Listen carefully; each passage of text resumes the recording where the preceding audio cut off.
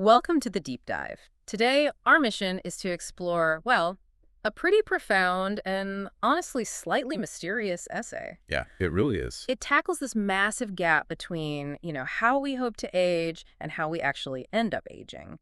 The piece is from July 2025 by a writer named Zhu Feng, Right. and it's titled, How Do You See This Way of Elder Care?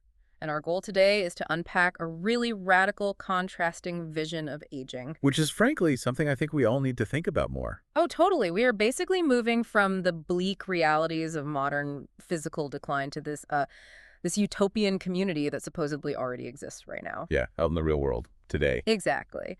So to start, I just want you, the listener, to take a second and just imagine your twilight years. Picture yourself at 80, maybe 85. Right, close your eyes and really picture it. Yeah. What does your day look like? Who is around you? Are you serene? Are you, joyful and fulfilled? It's a really loaded question to ask anyone, honestly. It really is. Because we all want to picture this like golden sunlit porch where we're surrounded by family, feeling completely at peace and, deeply connected to everyone. Right. The perfect retirement commercial. Exactly. But if we are being totally analytical about the data and just the reality of modern life, very few people on this earth can answer that question with absolute certainty. The trajectory usually looks, well, much different. Okay, let's unpack this because Shifeng does not pull any punches when describing the harsh reality of getting older. No, not at all. The essay starts in a very grounded, deeply uncomfortable place. It outlines the natural, basically unavoidable course of life where physical strength, vitality, spirit, it all just gradually declines. Yeah, the author is essentially stripping away that romanticized version of old age we just talked about. Right. To look at the sort of mechanical reality of human biology. As the years pass, there is a fundamental loss of independence. What the essay really focuses on isn't just the biological failing, it's the sociological isolation that comes with it. And it goes to a very dark, very real place. I mean, the text points out that many fall ill, some lie bedridden, needing someone constantly nearby for, care and support. Yeah, everyday basic needs. But the most horrifying detail from the text, and it's a tough one to think about, honestly, is this image of elders passing away in absolute silence. Their absence goes completely unnoticed for days. That specific image serves as a brutal indictment of our current social structure. I mean, the essay notes that in these tragic cases, it's only when their bodies begin to decay and emit a foul smell that anyone even becomes aware they are gone. Wow. It is the ultimate expression of isolation. We have engineered a society where someone's final days can happen in a complete vacuum, entirely disconnected from the human herd. That highlights what feels like a completely broken social contract. Well, absolutely. Because the traditional model for all of human history was basically a closed loop, right? You raise your kids, they take care of you when you are old. That was the retirement plan. Huh. Exactly. Now, obviously, that's falling apart. But looking at the source, is the author saying this is just because kids today are selfish? Are younger generations just dropping the ball and ignoring their parents? What's fascinating here is how fiercely the author actually defends the younger generation. Really? Yeah, the text makes it very clear that the breakdown of this contract is not a lack of filial piety. It's not that children suddenly lost their moral compass and just don't wish to stay by their parents' side. Okay, so what is it then? The root cause is a massive structural change in how humans survive. Specifically, we are talking about urbanization and the crushing mechanics of the modern economy. Meaning, like, the young are leaving their rural homes or their hometowns for distant jobs just to make a living. Right. The multi-generational household has essentially been fractured by geography. Precisely. If we look at the mechanics of it, the agrarian model allowed families to stay on one plot of land. Your work and your home were the same place. Yeah. But the modern urban economy demands mobility. It demands dual-income households just to afford basic housing. The text uses incredibly evocative phrasing here, actually. What do they say? It says that today's young and middle-aged adults are already overwhelmed by the sheer complex pressures of survival. Simply staying alive each day, meeting basic obligations, drains their, quote, sweat and soul. Drains their sweat and soul. Man, that paints a picture of complete depletion. Yeah, the author points out that the younger generation faces unspeakable hardships. To quote the text directly, the heart is willing, but strength is not enough. That is so tragic, but so real. It is. And if you are listening to this right now and you are part of the modern workforce, or maybe you're in that sandwich generation. Caught between raising your own kids and worrying about your aging parents. Exactly. Oh, You wow. instantly recognize this dynamic. You are tapped out. The economic engine requires 110% of your energy just to tread water. Which leaves zero surplus energy for the intensive daily labor that elder care requires. Nothing left in the tank. So, because the family unit is completely tapped out, physically and emotionally, society had to invent a pivot. Right, a workaround. Yeah. When children can no longer be depended on, those who actually have the financial means naturally turn to institutions. They turn to nursing homes. That is the logical, market-driven next step. Yeah. If the family can't provide the care, well, you outsource it to a facility that specializes in it. You turn a familial duty into a transactional service. But Shrufeng's critique of these institutions is devastating. I mean, the essay describes nursing homes as essentially places to wait for death. Yeah, that's exactly how it frames it. It argues that life in these places holds no flavor, no vitality, only helpless resignation. The author is basically arguing that institutionalizing care strips away the very essence of living. Wait, I have to push back on this just a bit. Okay, go ahead. Are all of them really that bad? Even with hired caregivers who genuinely care? I mean, even with diligent staff or kids who visit every weekend, we've all seen the brochures for those luxury retirement communities. Oh, sure, the ones that look like country clubs. Right. They have manicured lawns, high-end dining halls, movie theaters. Some of them look like resorts. If we connect this to the bigger picture, we see that Zhuofeng's core argument isn't about the quality of the amenities. Okay. It's not about the thread count of the sheets or how nice the landscaping is. It is fundamentally about a loss of agency and the medicalization of aging. So it's deeper than just the physical environment. Much deeper. Think of a modern nursing home like a complex warehouse logistics problem where human beings are the inventory. The primary goal of the institution is safety, risk management, and scheduling. Meaning they are keeping people alive, managed, and medicated on a set timetable. Yes. The text states that going into a nursing home is not a path chosen from the heart. It is a path taken only when, quote, all other doors are closed. Wow, so it's a forced surrender. Exactly. So even in a luxury facility, the unspoken, bitter truth of old age is that true psychological peace is extremely rare. The elder has been removed from the vibrant, chaotic flow of natural life and placed into this sterile environment where everyone around them is also just waiting for the end.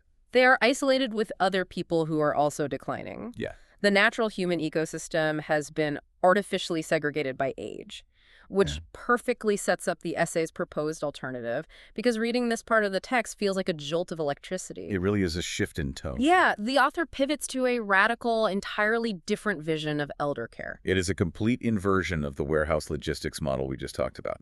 So the text asks us to imagine this vibrant community where elders aren't segregated into a facility. Instead, they mix daily with everyone. Right, all ages. They chat with their peers, sure, but they are also surrounded by middle-aged adults, young people, and cheerful children. The essay specifically highlights how these younger generations bring laughter, life, and just boundless energy to the older residents. That intergenerational mixing is the core mechanism here. It shatters the isolation.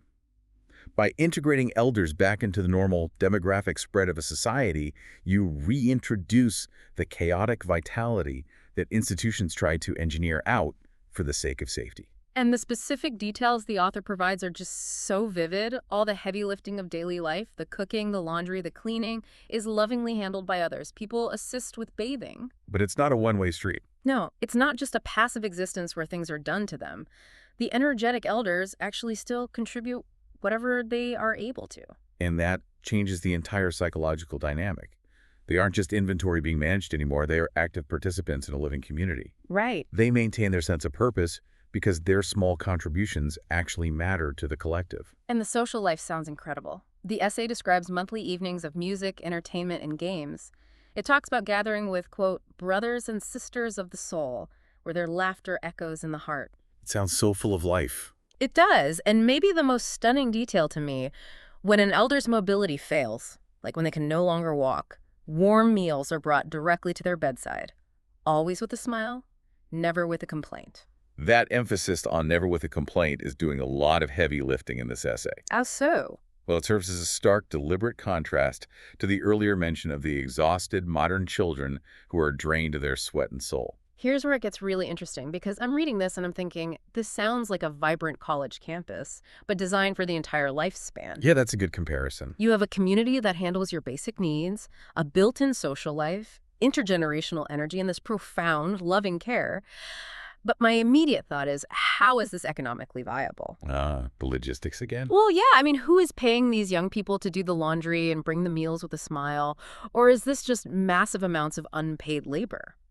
The idea of caregivers operating with zero complaints sounds utopian to the point of being impossible. It sounds impossible because we are analyzing it through the lens of a transactional economy. What do you mean? Well, in the traditional model, whether it's exhausted children trying to hold down two jobs or underpaid nursing home staff working a double shift, the underlying friction is that care is a burden. Okay, yes, it costs time, money, and energy. Right. But the model Shufeng is proposing acts more like a symbiotic ecosystem. A symbiotic ecosystem. How does that work in practice? In a true symbiotic ecosystem, every organism, regardless of its age or output, has an essential role that benefits the whole.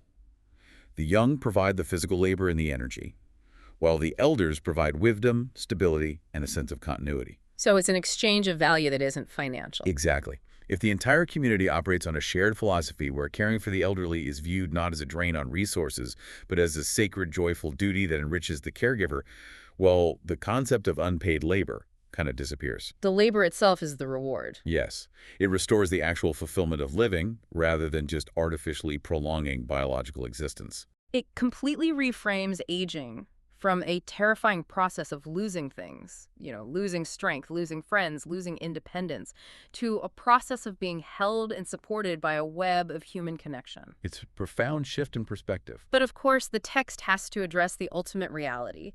Even in this beautiful symbiotic ecosystem, biology wins. Right. Life eventually draws to a close. The natural course of life still applies. The physical body still fails, regardless of how much intergenerational laughter surrounds it. But even here, the essay redefines the mechanics of the end of life. It's not the terrifying silent decay in an empty apartment that we talked about at the beginning. It's the exact opposite. The author describes how, when life draws to a close in this community, gentle hands handle everything with grace and love. There is chanting. There are blessings to guide the departing soul. The contrast is entirely deliberate. The author is pulling us from the grim image of passing away unnoticed and emitting a foul smell to a scenario where an individual is surrounded by gentle hands, active participation, and communal blessings. The text actually says that death is transformed. It is no longer a thing of fear. Yeah. Instead, it becomes a, quote, joyous threshold that is longed for in peace with the departing bound for heaven. It treats the end of life almost like a graduation ceremony. It's a deeply spiritual framing of death. It removes the clinical, sterile dread we often associate with end-of-life medical care. Right. Instead of death being a medical failure that happens behind a curtain in an ICU, it becomes a communal, sacred send-off that the entire ecosystem participates in. Which is a beautiful thought experiment. It's a lovely utopian vision to put down on paper to critique modern society. But then Shufeng drops the twist, the absolute jaw-dropper of this essay. Here we go. The author asks the reader, do you believe such a life could truly exist on Earth? And then states, as a matter of factual truth, that this life has already existed in this world for more than 10 years. That is the pivotal moment where the text shifts from abstract philosophy to a concrete, real-world claim. So what does this all mean? If this perfect intergenerational paradise where caregivers never complain and death is met with absolute peace has existed for over a decade, why isn't everyone signing up? Right. Why isn't this model being franchised and built in every city on Earth? This raises an important question, and it brings us to the final, crucial caveat of the text. There's a catch. Oh, there's a catch. Because the author anticipates that exact reaction. They immediately follow up that revelation by asking, but can every elder enjoy such a life? Yeah. And the answer provided is a flat, uncompromising no. It's the ultimate catch. There is a barrier to entry. A massive one. The author explains that this paradise is not open to just anyone. It doesn't matter how much money you have in your retirement account or how badly you want to escape the nursing home logistics pipeline. Right. The text states explicitly, quote, only those whose souls have been purified can dwell in such a paradise of elder life. Only those whose souls have been purified. That changes everything about how we read this essay. It completely shifts the entire premise. Up until that final sentence, you could read this as a brilliant socioeconomic proposal. You could think, oh, this is an innovative co-housing model. We just need better urban planning, government subsidies, and we can build this symbiotic ecosystem. Yeah, but policy fix. But that final line reveals that it's actually a spiritual gated community. A spiritual gated community. Let's dig into what that actually implies, because as a listener, whether you lean conservative, liberal, religious, or strictly secular, you have to admit this is a massive paradigm shift. It really is. We aren't endorsing the author's theology here, but we have to look at what they are arguing, that the mechanics of perfect care rely entirely on the internal spiritual state of the people involved. It demands that we ask what purifying the soul actually means in functional daily terms. Yeah. To achieve a community where no one complains about doing heavy labor for the elderly, you likely have to strip away individual ego. Yeah. You have to eliminate materialism, selfishness, and just that constant modern desire for personal advancement. It almost implies a monastic level of devotion. If you want the benefits of this utopian care, you can't just pay a fee. You have to fundamentally alter your human nature. Right. You have to align perfectly with the group's spiritual ethos. Exactly. The essay argues that the reason the modern system is broken, the reason children are exhausted and nursing homes feel like waiting rooms for death, isn't just a lack of funding or poor government policy or bad medical technology. It's deeper than that. It's a lack of spiritual alignment. The author is positing that you simply cannot manifest this level of selfless, complaint-free care using secular transactional economics. Without that internal purification, human selfishness will always eventually turn caregiving into a burden. That is a staggering implication. It suggests that if you take 100 regular unpurified people and put them in this exact same village setting, it would collapse within a month. Oh, without a doubt. People would start arguing over who has to do the laundry, who gets the best room, and why the younger people are doing all the work for free. The utopia only functions because the people inside it have submitted to a shared, rigorous spiritual filter. Which introduces a complex tension. On one hand, the care described is incredibly beautiful and deeply humane. Yeah. On the other hand, gating healthcare, comfort, and community behind a test of one's spiritual purity is a concept that many people might find, well, unsettling. It replaces a financial barrier to entry with a psychological and ideological barrier. It's an incredible journey this text takes us on. I mean, we started in the terrifying, isolated decay of modern aging, the silent passing, the physical decline. We navigated through the grim logistics of the modern nursing home industry, a system built for those whose families are drained by the demands of mere survival. And then we were lifted into this vibrant, symbiotic ecosystem, a place of laughter, warm meals at the bedside, intergenerational energy, and a peaceful threshold at the end of life. Only to hit that final towering wall, the requirement of a purified soul. It's a lot to process, and it forces a mirror up to our own lives. I want you, the listener, to reflect on your own plans for the future. As you think about those twilight years we imagined at the start of this deep dive, what are you actually relying on? It's a question we all have to face eventually. Are you banking on an already exhausted younger generation to somehow find the time and energy? Are you dreading the inevitability of an institutional warehouse? Or are you, in your own way, seeking out your own community, your own brothers and sisters of the soul?